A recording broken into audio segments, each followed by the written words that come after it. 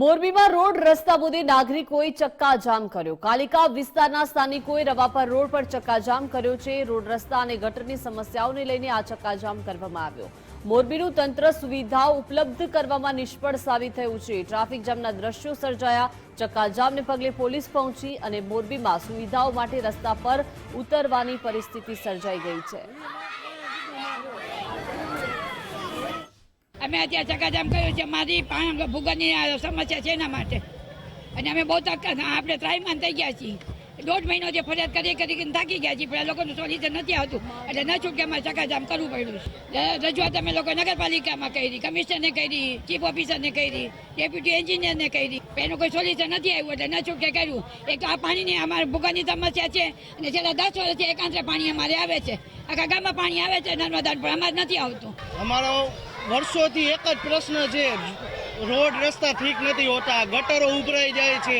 કોઈ સાવડા વાળવા આવે તો એને કહીએ આપણે કે સાવડા વાળી જાઓ, તો એ કે અમારામાં વિસ્તાર નથી આવતો।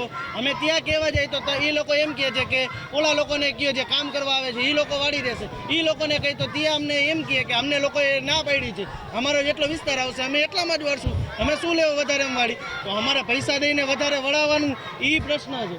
ગટર 24 કલાક 365 દી ગટર ઉભરાયેલી, એના કારણે મચ્છર થાય, મચ્છરના કારણે નાના છોકરાથી લઈને બધા મોટા સુધી, તો સીધી વાત છે, ગટર ઉભરાશે તો બીમાર થવાના છે। અને ગટર ઉભરાય શેરીમાં ઉભરાય, એ શેરીનું પાણી આપણા ઘરમાં આવે, શેરીમાં ઉભરાય તો અલગ વાત છે, ઘરમાં આવે, ઘરમાં એટલે ઘરમાં ચોખ્ખાઈ રહીએ નહીં, એ પ્રશ્ન। સંડાસ બાથરૂમ ભરાયેલા રહીએ, કમ્પ્લેન કરવા જાય તો એ કે આવી જશે, કરી જશે, કોઈ દી આવે નહીં, કોઈ દી કરે નહીં। મોરબીમાં ફરી એક વખત ચક્કાજામના દ્રશ્યો છે તે અત્યારે જોવા મળી રહ્યા છે। જે પ્રકારે દ્રશ્યોમાં જોઈ શકાય કે મોરબીના જે પોસ્ટ વિસ્તાર છે, રવાપર રોડ, ત્યાંના દ્રશ્યો છે। ત્યાં કહી શકાય કે અત્યારે જે સ્થાનિકો છે તેના દ્વારા ચક્કાજામ છે તે ચક્કાજામ કરવામાં આવ્યો છે। જે પ્રકારે સ્થાનિક સમસ્યાઓની જે સમસ્યાઓ છે તે સમસ્યાઓના કારણે અત્યારે કહી શકાય કે લોકો છે તે રોડ ઉપર આવી ગયા છે અને અત્યારે વિરોધ છે તે વિરોધ કરી રહ્યા છે। જે પ્રકારે દ્રશ્યોને જોઈ શકાય કે નાના બાળકો સહિત મહિલાઓ છે તે કહી શકાય કે આ જે વિસ્તાર છે તે વિસ્તારની અંદર ગટર ઉભરાવાની સમસ્યાઓને લઈ અને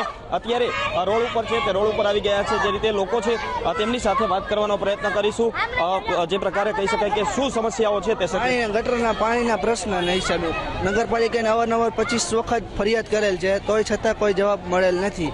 પરમ દિવસ અમે કાલ ગયા હતા સવારે કે 5 વાગે આવશે, 5 વાગે એક પણ ગાડી નથી આજે સવારે આવેલ, કાલે રાત્રે અમે આપેલ છે। બિલકુલ, જે પ્રકારે કહી શકાય કે અત્યારે જે ગટરના સમસ્યાઓના કારણે કહી શકાય કે વિરોધ છે તે વિરોધ કરી રહ્યા છે અને ચક્કાજામ છે તે ચક્કાજામ કરી રહ્યા છે। જે પ્રકારે કહી શકાય કે અત્યારે જે મહિલાઓ છે તે સમસ્યાઓને લઈને રોડ ઉપર આવી ગયા છે। શું કહેશો, શું ચક્કાજામ છે તેનું કારણ? ગટર ઉભરાય એના હિસાબે 1 મહિનોથી કમ્પ્લેન લખાવી, કોઈ આવતા જ નથી।